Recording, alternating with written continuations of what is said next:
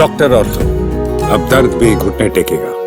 गुड़गांव जो कुछ साल पहले ही गुरुग्राम बना, लेकिन नाम बेशक बदला इस शहर का, हालत बिल्कुल नहीं बदली और बद से बदतर होती चली गई है। ये रिपोर्ट दिखाएंगे आपको। नमस्कार, मैं रवि सिंह, स्वागत है आपका चैनल 4 न्यूज़ हरियाणा, पंजाब और हिमाचल में। गुरुग्राम जिसे देश की मिलेनियम सिटी कहा जाता है, जहां मल्टीनेशनल कंपनियों के आलीशान दफ्तर हैं, जहां करोड़ों के लग्जरी फ्लैट बेचे जाते हैं, जहां शहरीकरण की रफ्तार देश के किसी भी शहर से सबसे ज़्यादा तेज है, उसी गुरुग्राम की असलियत एक बारिश ने फिर उजागर कर दी है। जैसे ही जुलाई में मानसून की पहली तेज बारिश हुई, गुरुग्राम की सड़कों ने घुटनों तक पानी ओढ़ लिया। लोगों की लग्जरी गाड़ियां बीच सड़क पर फंस गई। कुछ लोग तो गाड़ियों को छोड़कर पानी में तैरते दिखाई दिए। ये कोई पहली बार की कहानी नहीं, बल्कि हर साल का वही घिसा पिटा नजारा दिखाई देता है। बारिश हुई और गुरुग्राम डूब गया। गोल्फ कोर्स रोड पर 190 करोड़ की फ्लैट बेचने का दावा करने वाले बिल्डर क्या जवाब देंगे उन खरीदारों को जिनके घर के बाहर झील जैसा नजारा बन गया है। सुशांत लोग जैसे पोश इलाकों के घरों में पानी घुस गया।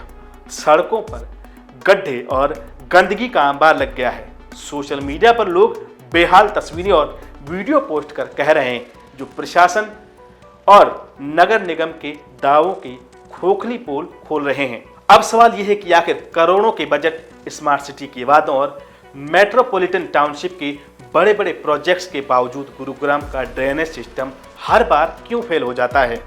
नगर निगम और GMDA हर साल नालों की सफाई के दावे करते हैं, लेकिन नतीजा वही, सुनवाई शून्य, जल भराव 100%।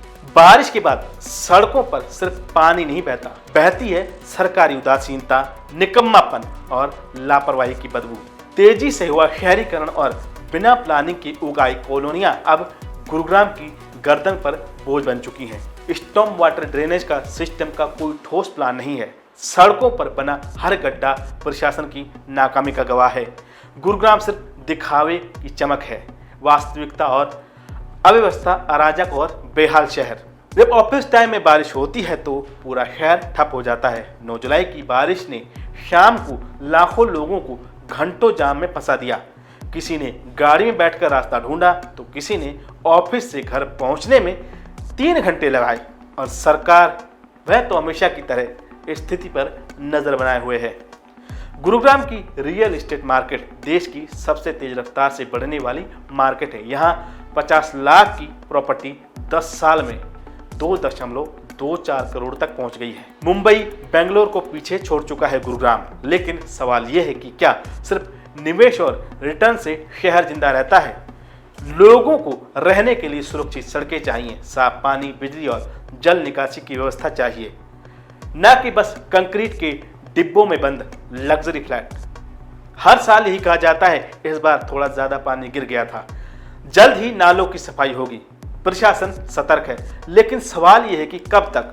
गुरुग्राम की जनता अब जाग चुकी है। अब सिर्फ बुलेट पॉइंट प्रेस नोट नहीं चलेंगी, जमीन पर बदलाव चाहिए, वरना वो दिन दूर जब लोग इस मिलेनियम सिटी से भरोसा उठाकर दूसरी जगहों पर बसने लगेंगे। गुरुग्राम का हाल इस वक्त देश की व्यवस्था के चेहरे पर एक तमाचा है। करोड़ों की संपत्तियां, मल्टीनेशनल कंपनियां और मेट्रोपॉलिटन ग्लैमर सब बारिश की एक रात में धाराशायी हो जाता है। सरकार और नगर प्रशासन को अब समझना होगा कि स्मार्ट सिटी सिर्फ ब्रोशर छपवाने तक नहीं बनती, बल्कि जमीन पर स्मार्ट प्लानिंग, ईमानदार क्रियान्वयन और जनता के प्रति जवाबदेही से बनती है। वरना गुरुग्राम जैसे चमकदार शहर की तस्वीरें सिर्फ सोशल मीडिया पर तालाब में तैरती गाड़ियों के साथ वायरल होती हैं। अगर ये वीडियो अच्छी लगी तो हमारे चैनल को जरूर सब्सक्राइब कीजिए, वीडियो को लाइक और शेयर कीजिए। डॉक्टर ऑर्थो, अब दर्द भी घुटने टेकेगा।